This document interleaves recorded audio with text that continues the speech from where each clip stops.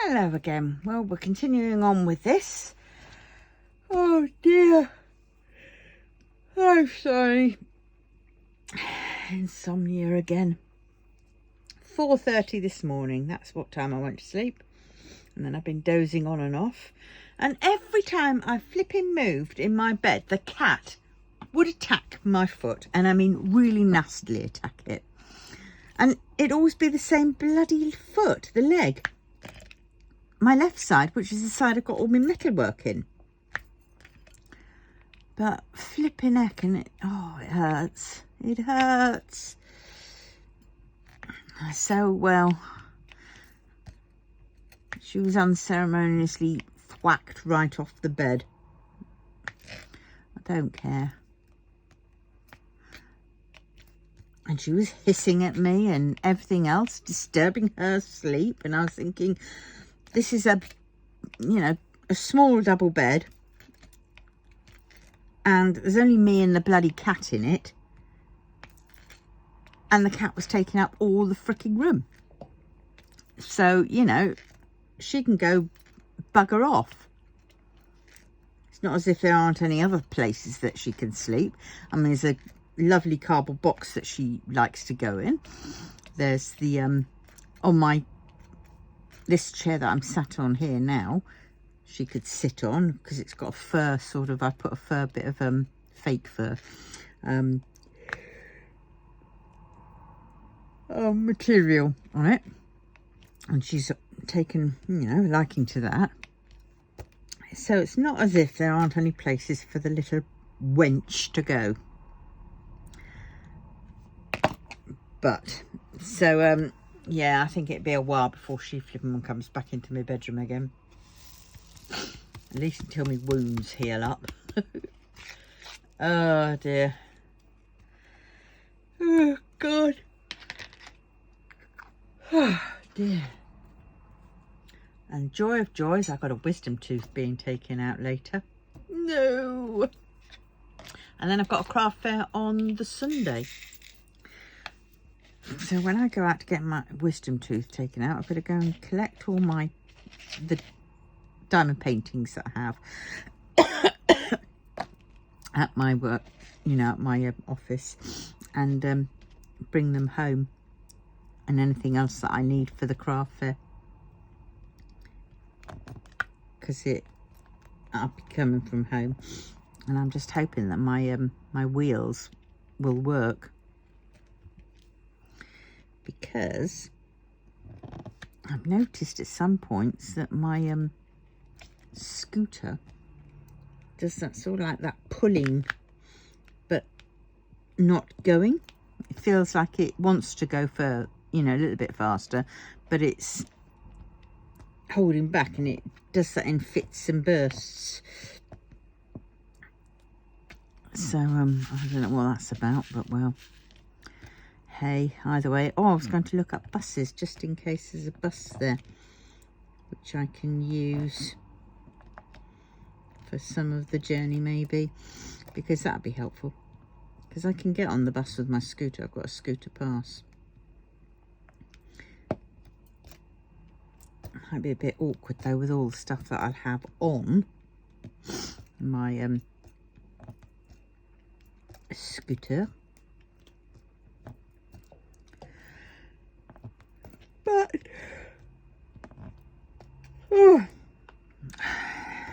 see how it goes.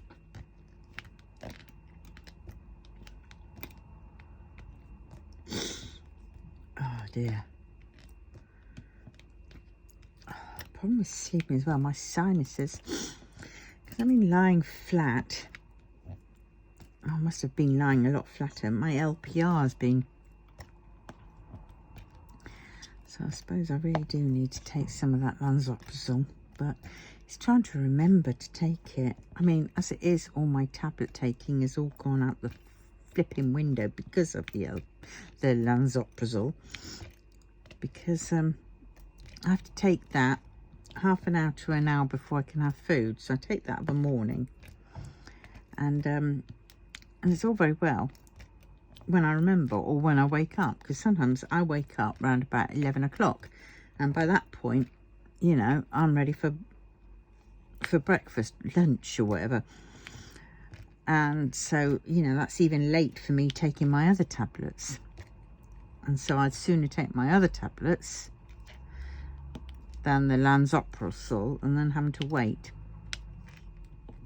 But I think I'm going to have to do it again because I'm snuffly, but I'm not snuffly. It's my sinuses, because I can feel it all on my forehead. You know, the pressure and the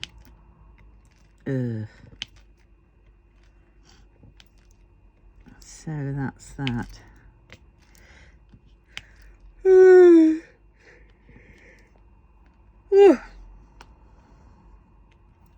So when I go out,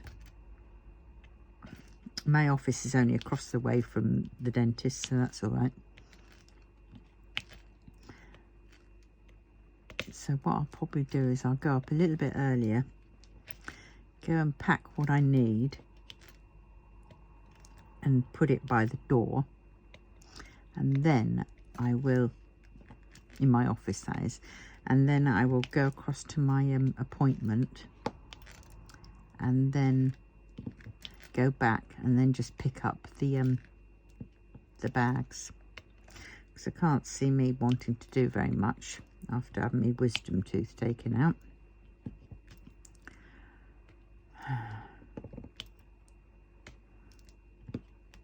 But well, we will see. Oh dear, and I did have some soup, but I've eaten that, so I have to find something soft to have. I've got baked spud. I suppose I could do a baked spud with cheese. A bit boring though, isn't it? You really do need to have something with a baked spud, because I've come to the conclusion I can eat a baked spud and my stomach will rumble still after I've eaten it, as if to say, what the heck was that? I'm hungry. I don't remember that happening with baked spuds before. Baked spuds I could eat and I'll be full. Maybe because I haven't eaten them in a while and I'm just getting back to eating them. I don't know. It's sort of, to me it feels like empty calories as such, you know. Maybe high in carbs, but maybe I'm now used to having not so many carbs. And I know I've been putting on weight again because of it. That's the thing. Start eating the carbs back up again and then I start putting on the weight. Come on, girl, I really need to suss this out.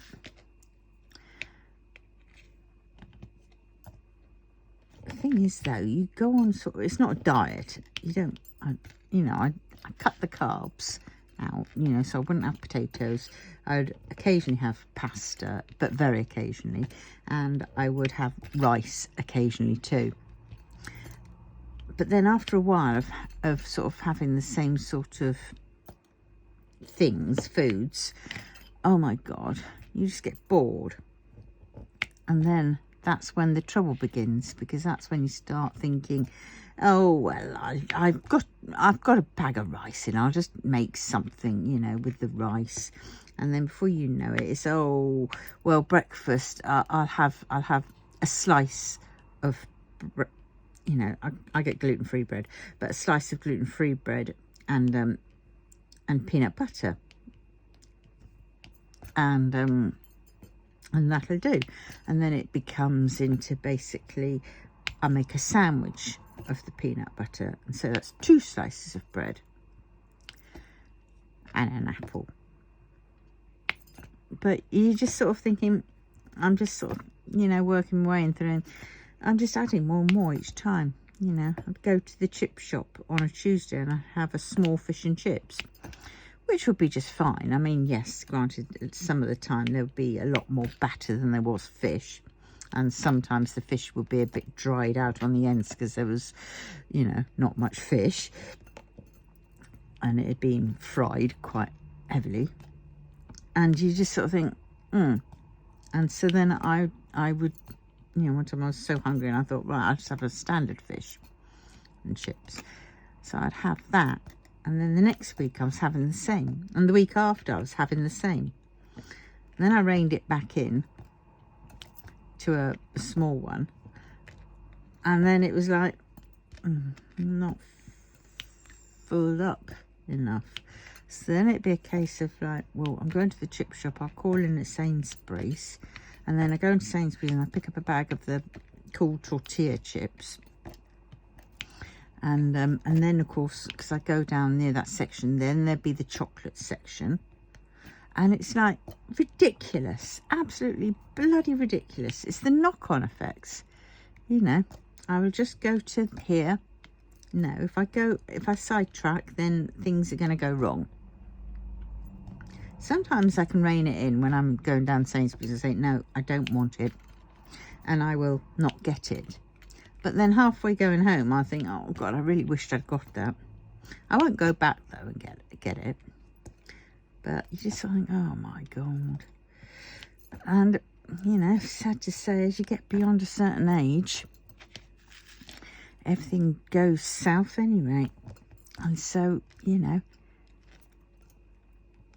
as your metabolism sort of burns out, because your hormones are dropping off,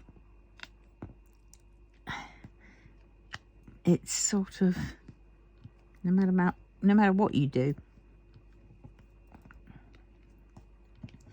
That's not all people, because some people really can manage it, but I'd say they're the lucky ones who've got a better metabolism. But when you're sort of, you know, menopausal and you're fibro, and so you can't really do much because of the agony that you're in, you just, God, I don't know. But well, so Christmas is upon us. So what's everybody doing? Has everybody finished their Christmas shopping? Well, I expect all the decorations are up. My things of decorations this year is not the Christmas tree, because I can't find it. It's here somewhere.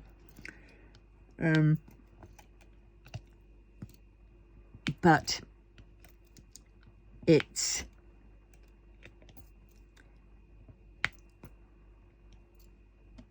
you know, it's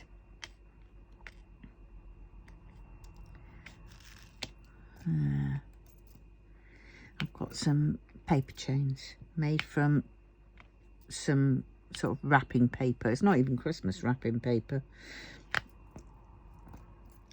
It's one of those sort of, you know, you go into those little artisan shops and they have sometimes, you know, little wrapping papers. It's like gift paper, isn't it? Because they have gifts in it and stuff like that. And I just picked up he said a slice, a slice of wrapping paper. Not quite right. What the heck is that? That we don't want. Have I got it? No, I haven't. There it is. Come on, get up, you little oik. You're too thin. You're a bit trash.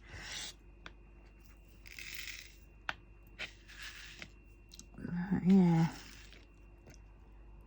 don't know why I was doing single when I could have done doodahs. Oh, we've got to go to appeal now with my son's PIP form. The manual reconsideration refused to change it. I mean, he has ASD, autism. He has inattentive attention deficit disorder. And, you know, if it wasn't for his partner and me and his partner's parents and brother and stuff, he wouldn't be doing what he's doing now. You know, he wouldn't eat, he wouldn't bathe, he possibly wouldn't change clothes. And you just sort of think, and they turn around and say, you know, I mean, Dad's been getting it since he was 7 in one shape or form, you know, from DLA to then to PIP.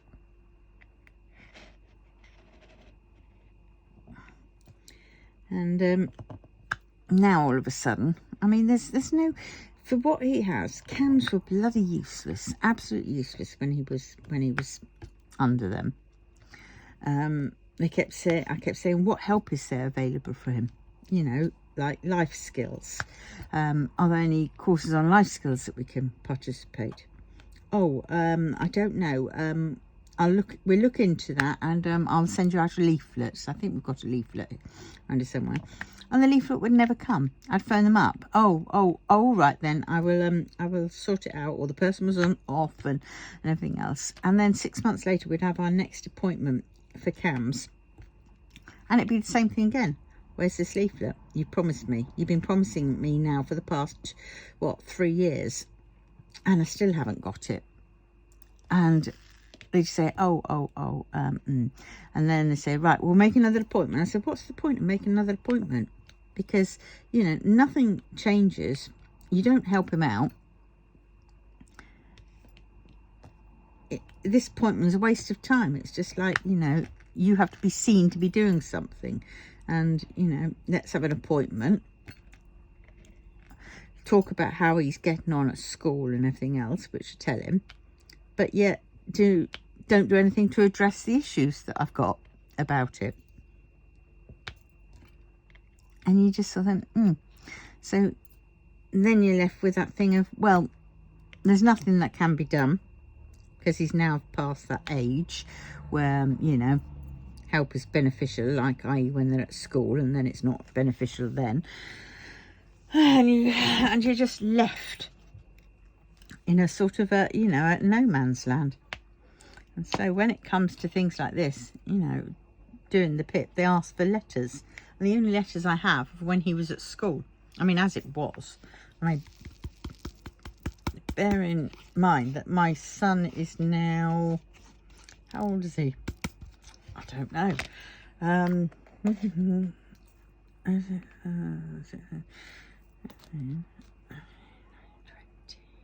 21, 22, 23. He's now 27. And it's like, yeah, there's nothing. There's absolutely nothing.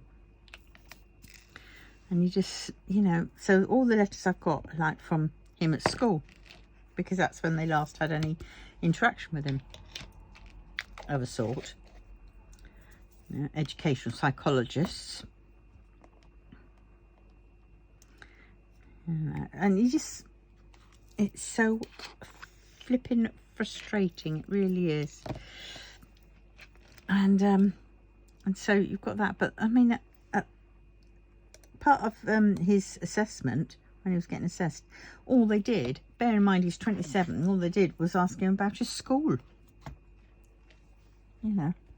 Oh, he had help, he had Senko at school. Yes, he had all that. He had hours, and he also had help from social services during that time, because that's the only thing that we could find to help him. He still struggles, he still has anxiety issues, but the way how he, what's the word, manifests them? No, shows them, or whatever the word is, it's all internalized. Except externally, he has to be in control, more control of things. He's trying to control his life, which he feels is running away from him, and he's got no control over. He doesn't know what to do. So his answer is to control, and control all those around him, to keep him in that steady space.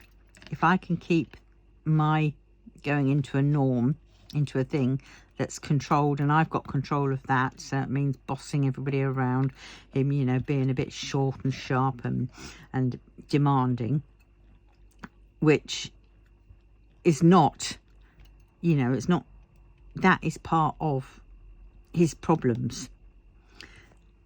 But of course some don't see it like that, but it is.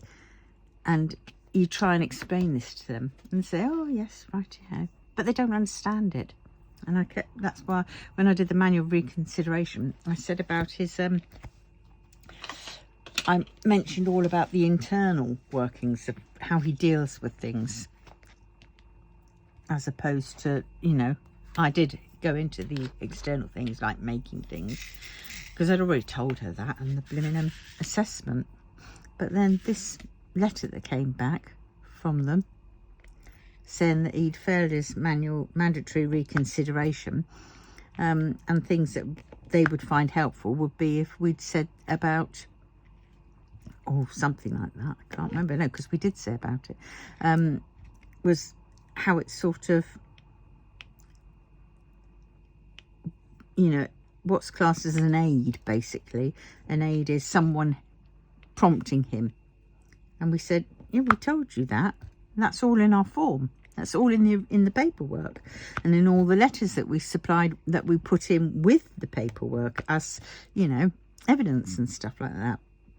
And it's from several people, you know, who are, you know, deal with him.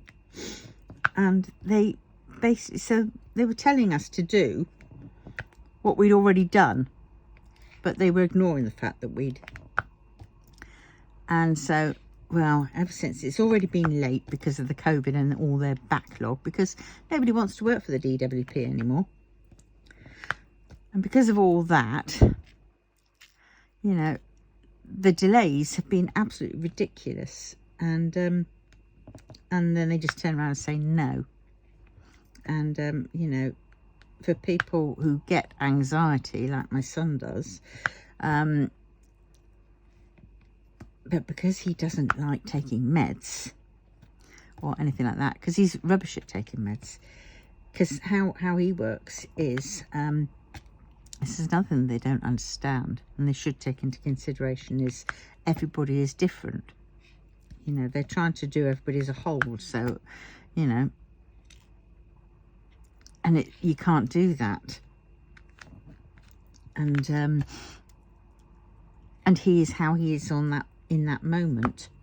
So if in that moment he feels fine, you know, like if he was to have medicine, like when he's needed antibiotics, you can get him to sort of take it the first couple of days, but then when he starts feeling better, because he feels better, he thinks he doesn't need to take the medicine anymore. And you can explain to him till the cows come home that yes, he does, he has to complete the course for it to, you know, otherwise it'll come back. And he doesn't quite get that, because unless he's seeing it and feeling it, he doesn't notice it. And you're trying to explain this to people, and it's just, I don't know, it's terrible. And, you know, he got so low. It's the lowest, and you could hear it in his voice saying, why are they doing that? And of course I couldn't give them answers. And I could only say, well, I can't say why. It just is. But in my head, all I can think of is that they've got so much backlog from when COVID happened, and people are reassessing their lives now, and they don't want to deal with being you know, that kind of job. They're changing to a less stressful job, and one better paid, because they're not paid that much, that well. And that, because of the backlog, now they're having to deal with it all. And I think what they've come to the conclusion is that it's easier just, you know, say they've got a pile of 50 papers in front of them, the reports that they've got to, you know, sign off on. I say they're probably going, no, no, no, yes, no, no, no, no, no, yes. And they're just cherry picking. And everybody else is the universal no. And then, you know, occasionally they have to throw in a yes, because, you know, say that person is completely, you know, needs help 24/7 or whatever. And you just sort of think, and that's all I can think. But I mean, without any clear people, you know, them telling you real reasons, it's very hard to know. I mean, because sometimes what they write in their report is completely different to what you're telling them, and you think that is somebody else's report, and you try and tell them this and say that isn't anything to do with us, you know, with my son or whatever. That has to be somebody else's. And And you just sort of think, oh my God. I mean, I had all the fun and games when I was doing it the time before last. And that was when I kept saying, right, how do you get in and out of a bath? And I says, well, I don't know, because I haven't got in and out of a bath now for about 8 years because I have a shower. No, but if you could get in and out of a bath, how could you get? I said, well, that's relevant because the last time, if I was to go back to do it, that would be 8 years ago, which is out of the scope for what you need. And they kept going on and on about this sodding bath. And I'm sure in the end they put, is resistant to answering questions or something, you know, like that.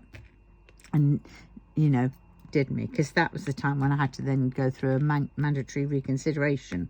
And you just sort of think, I bet that's Bathgate. And you just sort of think, for God's sakes, you know, I haven't got a bath. There is no bath in my house. I don't know. No.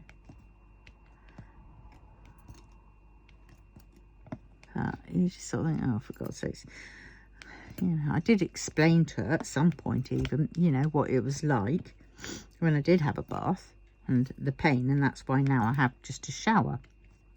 I miss a bath, but I don't miss the getting in and the out of the bath, because that's when it was dangerous, and I used to have to, you know, let all the water out first before I got up, and then I'd have to get up very carefully because then there was no water in the bath, so the bottom of the bath was slippery. So, you know, that's why I wrote in the mandatory consideration in the end. But it's you just sort of think, for God's sakes, why hold on to something which is irrelevant? And, you know, you want to know within the last 6 months everything. Well, the last 6 months I've just had a shower, and in my shower I have a bath, you know, a stool, you know, shower stool, and I have grab rails in there because I can't stand up for any length of time. And I have a step, one of those steps, because there's quite a bit of a lip before I get up into the bath, and I was forever into the shower, so I was forever tripping over it, and you know, that would hurt and stuff. And since I broke my ankle big time, you know, it's got even worse. And then they started going on, where did you get the step from? Where did you get the shower from? Did you get them yourselves? I said, no. I said, social services came out and assessed me. And they were going to give me a stool for the kitchen. But as I already had a stool in the kitchen, which I was using, because I can't stand up for any length of time, they didn't bother giving me one of those. Oh. And it was like, yeah, so all that, you know, oh, for them to turn around and say yes. And just saying, oh, for God's sakes, this is just pants.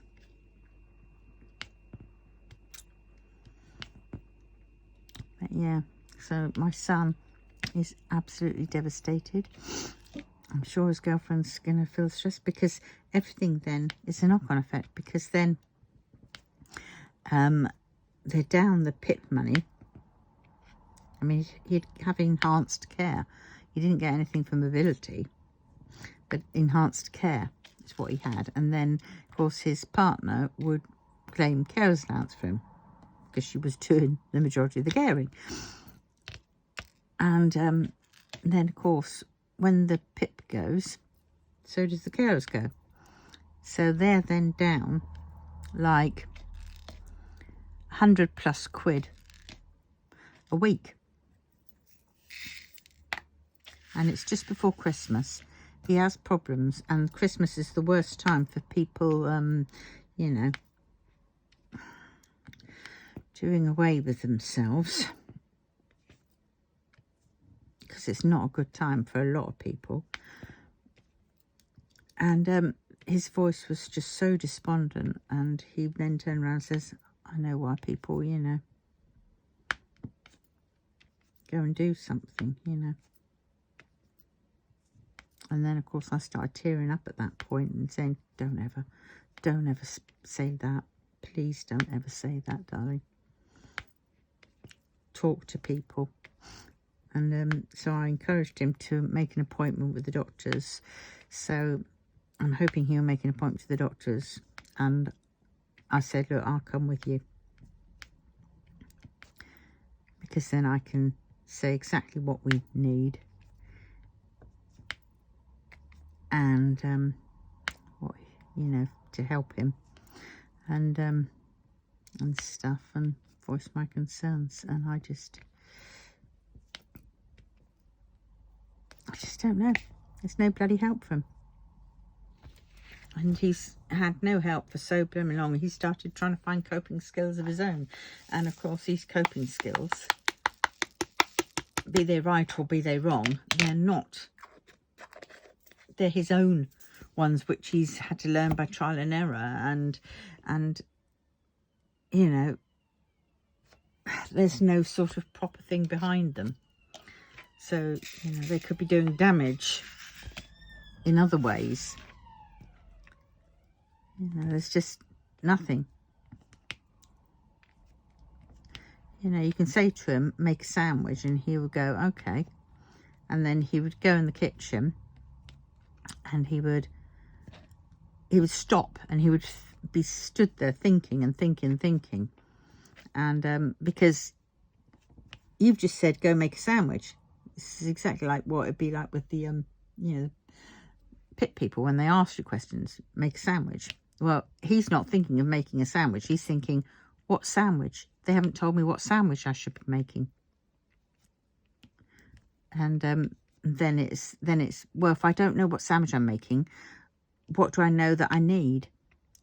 And then have I got that, what I need? Where would I find that?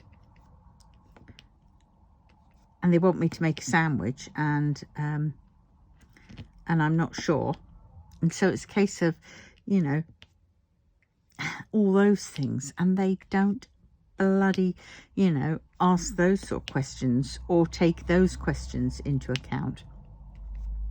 You know, what it takes for him to make a sandwich. And then he gets stressed out if that item isn't there. And then he got the thing of like saying, I don't want this. I don't want this sandwich. I want something, but I don't know what I want. And then he will reach for crisps or snack things because, you know, they don't give him any stress. You just pick up a box or a packet, open it up, and just eat the contents. And that is not nutritional. You cannot survive on a pack of crisps, some crisps, monster drinks, and everything else like that. And they just don't bloody see that. So I'm gonna have to write all that down again, even though you tell them it. So I said, right, well, we have to go to appeal now. So now, because this is the first time I've ever had to go to appeal for either of us. So now, he's got this added stress just before Christmas. They've just had a new baby, you know, and he's there worrying about the money. And he's thinking, how am I going to protect my kids? So, of course, he's getting all down. And it doesn't come out with, like, you know, like other people's down, like the majority of people's down. It comes out in other ways. And I'm just, but he wouldn't take tablets for it. Because he doesn't like taking tablets. But, you know, getting him to finish the course off is hard enough, let alone say this is a tablet you have to take every day. Because the second he starts picking up, you think, that's it, I'm mended. And it's like, no. They're holding you in that mended state. Oh, God. I don't know. I'm sorry for waffling on about this, but actually it's helping me. It's making me sort of think how I can attack, you know, not attack, you know, but how I can fight this appeal thing with him. Now I've just got to try and find somebody who'll come with us, because I've heard that if you say you go to the appeal, see them in face to face, you stand a better chance of it getting overturned than if you weren't. And they give you the options of, on the tick box, of not attending, so you can tick that one. But then if you don't do that, then that's you not showing that you really need it to a certain extent, or that's how you think they think, you know. And then they have an option for email, text, or I think it was email. No, not text. Oh, what's it called? Over web Zoom thing. And there was a couple of others which were on that same ilk. And you sort of think, or there was attend in person. And I thought, well, attend in person's always got to be the better one, because then they'll see you, and they will then see the confusion in your face as to what is going on and stuff like that. And yes, you do have to take some time out to do it. But I mean, it doesn't take into consideration of that it's hard to find a job for him. He's got a job, he likes doing it, but it's not enough hours, and it's one of these zero contract hours from an employment agency, which he was signposted through from the Universal Credit people, and basically said he's got to find work, and if he doesn't find work, then all his benefits are going to stop. So he had to do that, and then he found it that it was good, he liked it, and it was easy enough for him to do and cope with. And of course it incorporates something that he really loves. He's got a hyper focus on cars and things like that, and driving, so you know, he can do that, no problem. But he does have, I had to pay, because he didn't have enough money to pay for the monthly subscription to this like GPS type place finder. So whatever would be on his docket, he wouldn't remember where those places are or how to get them, but he would search online on this app that we pay for, to up to date, everything is up to date and everything else like that, and it would guide him there. So it's like a sat nav, but it's like one businesses use, so it has lots of extras apparently on it and stuff, but he uses that, so he's not, you know, it's telling him exactly where to go, and he sets that all up before he goes out and stuff, you know. So he gets his first address, types it all in, looks at it, studies it, works it through, and then you know, and repetitiveness of doing that, he's kind of like, he's worked that out. I mean, he was shown how to do it first off, but you know, but they're not seeing this,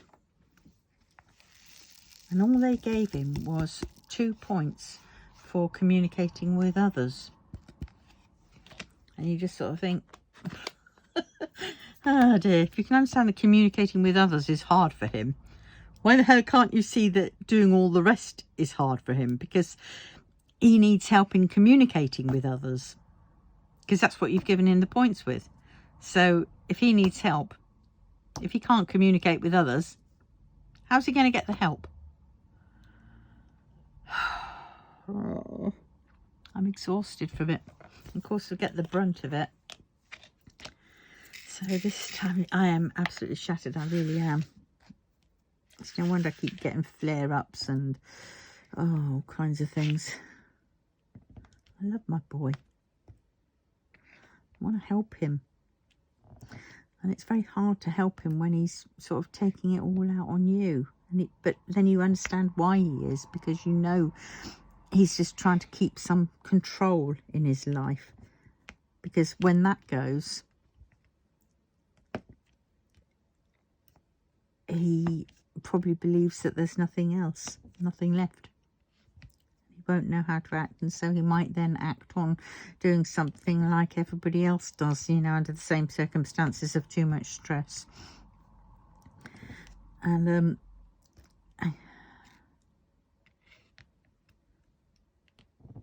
and stuff. But so it's but it's hard.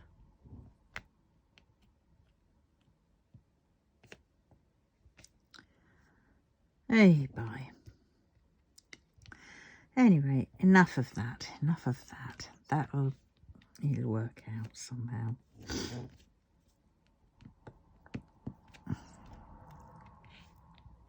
We have broken systems in the UK. Things are hanging on by a thread. And our government is useless. They're too busy giving themselves extras, extra, you know, pay, extra benefits, extra rewards, and all that kind of thing. They can't give the nurses anything. They can't give the fire and the police anything extra. You have to fight for a 0 point something other % pay increase, and then they wonder why people are going off sick, because they can't afford to do their job. Some of them can't even afford to get to their bloody job, unlike these freaking MPs who sit around only turning up in the Parliament because they're getting paid to turn up in Parliament, whether they remain awake or not. That's why you see some people basically checking up on tractor porn or whatever it was that MP was doing. He said he was looking up tractors, but actually he was looking up porn in the Houses of Parliament. And, you know, people falling asleep. They don't give a shit. And yet they're getting paid. They're getting help for their second homes. They're getting help with their food bills. They're getting help with all kinds of things. And their pay rises are, you know, like more like 12%. And then they wonder why the public are peed off with them. And all the flipping governments that come in are exactly the same. They're all money grabbing. They're not doing it for the people as such anymore. Maybe a few of them are, but the majority, stuffy old men. I hate to stereotype, and I hate it, but it usually is the case. They just want to sit back, think they're so important, fall asleep, do feck all, and get all the perks. Oh, and then not forgetting that they've got all their fingers in every other pie. You know, like in the private sector, like a lot of them you'll find that are directors or sort of consultants of a sort to various private health companies. So they're getting kickbacks. And, you know, and these people that also forever changing their jobs, the government in the cabinet are forever changing the people's jobs, moving one from another when they don't perform well. And it's not surprising they're not performing well, because none of them are fucking well taken their blimmin', you know, have had been educated or taken an exam or are qualified actually to do that job. I mean, someone going from the, what was it, motor transport, say, side of things, and then suddenly thrown into the health service system, you know, health minister, it's ridiculous. It's a joke. They need to show that they're qualified. They need caps on their, what they can claim. They shouldn't be able to claim for second homes, and no travelling to and from work, because let's face it, a lot of people have to travel to and from work and, you know, for their job, and they don't fucking get bloody help like the you know, the people do, like the MPs do. You just sort of think, this is cuts and throwbacks and kickbacks, and that's all they're there for. And meanwhile, they have to make amends in certain things from their overspending, mainly on themselves, and they get us, the public purse, to pay for that. And so they have to find that money from somewhere, and so cuts them, give them money that gets sent to councils, money that gets services like mental health, definitely mental health, and other hospital services. I mean, like oral clinics, ones where they deal with the ears and things like that. And yet GPs, they're, you know, they're no longer anymore. If you want to do that, you have to pay. You have to go to a chemist to pay, which is, well, how does that shouldn't be allowed, because, you know, it's part of your health. And I just, this country is literally going to the dogs. It really is. Be it Tory or be it Labour, they are all the same. Greedy bloody baskets. I don't know what the answer is. Maybe we need to have, you know, a bit of everyone in power, you know, doing the thing. And they shouldn't have conflicts of interest. So if you're an MP, you shouldn't be allowed to moonlight and have all these extra bits. It's classic, isn't it? Because, I mean, you know, they all become directors because of where they are. And then you get these companies giving money for the to various parties, whichever party there is in at the time, and so they're basically buying favours. And they say it doesn't happen. It still does happen. They've just gone a bit underground with it. And meanwhile, people are suffering, killing themselves, not eating, having to rely on food banks. You know, it's kind of like, I'd liken it to a bit of 17th century France with the aristocrats and things like that, you know. All jolly laughing and gluttony. And meanwhile, while the common people are suffering, dying, trying to survive. Oh, it makes me so angry.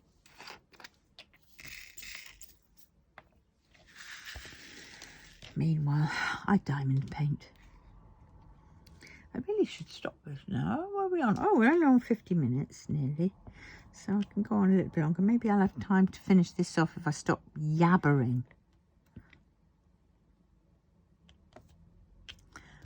Oh dear, I'm warm again. Don't think I can turn the heating down anymore. I think it might be off. Not sure. No, it's still on, but it's on very, very low. Yes, I could turn it off. But give it 20 minutes time, I'd need to be turning it back on again.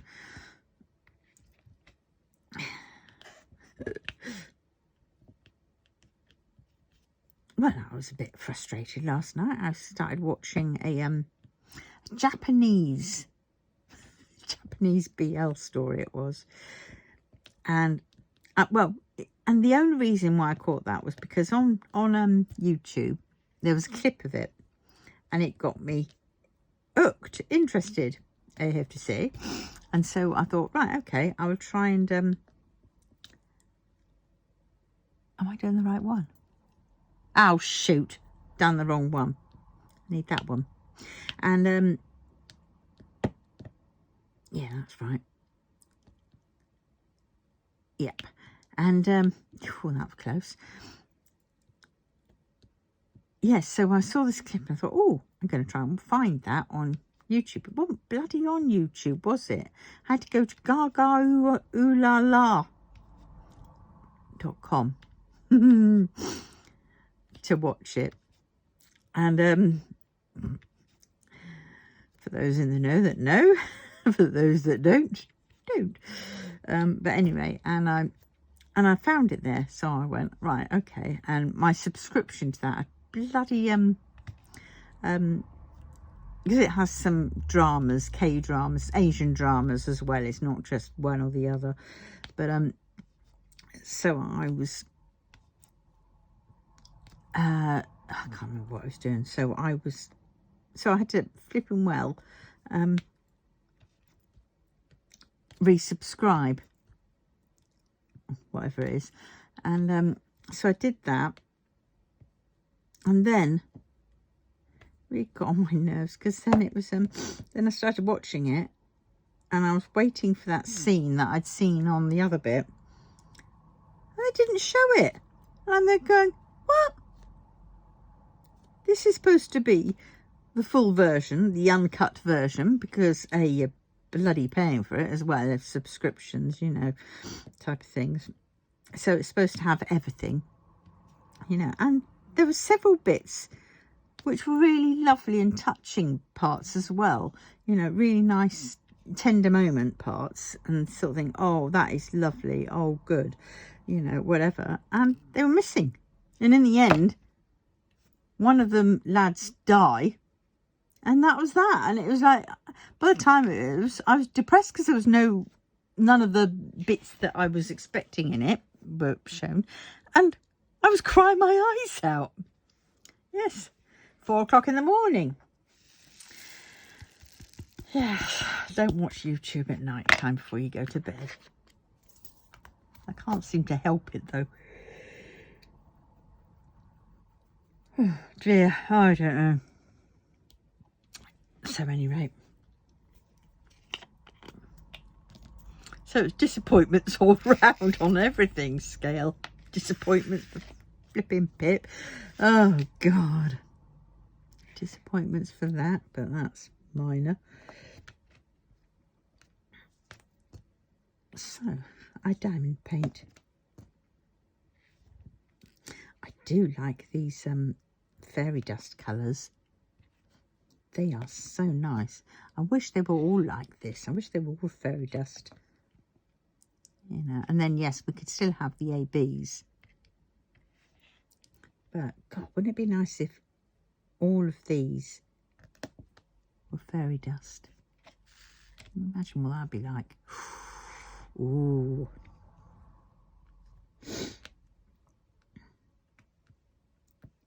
Oh, I must do my I had a nice surprise.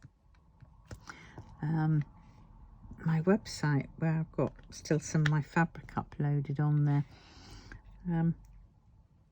Somebody had made a sale from America,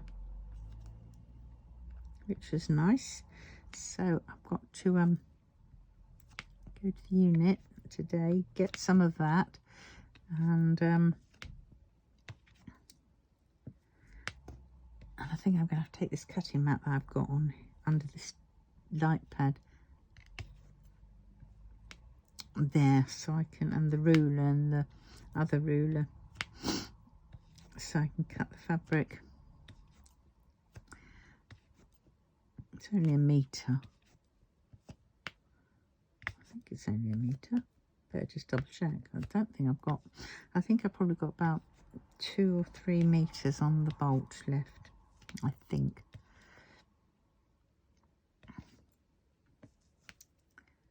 But we will see.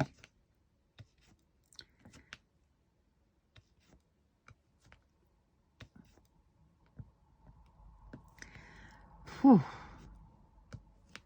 Oh God, I'm not looking forward to getting this tooth out. No. What time are we on now? 2:19. Oh, I'm going to have to stop this in a minute and get ready to go. It's a 3:45.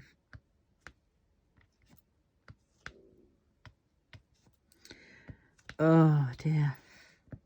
And I've got, how many Christmas presents have I got left to do? I've got 2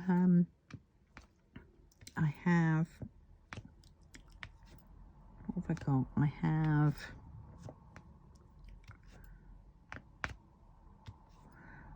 one more, that's a voucher, and then I have the grandkids, but that I need to get them each a little present because they've already had an expensive advent calendar, Lego whatever advent calendar, and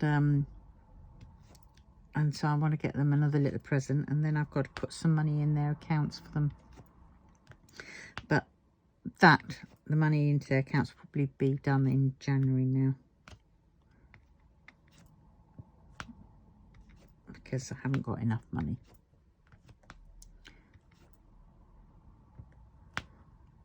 So I'm hoping I make some sales on Sunday, so I can oh, I've got to get that item as well. I've got to get the fabric, and there's a untamed tassel and enamel badge that I've got to pick up because I've got to post that out to somebody. I really do need to sort that out. That's what I'm going to be doing. I'm going to have to slow down a bit on my diamond painting and do a bit of uploading and organising my eBay and stuff.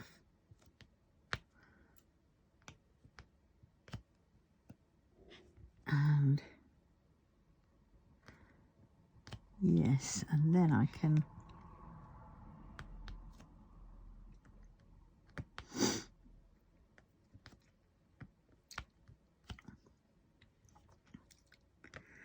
yeah, so that will be good.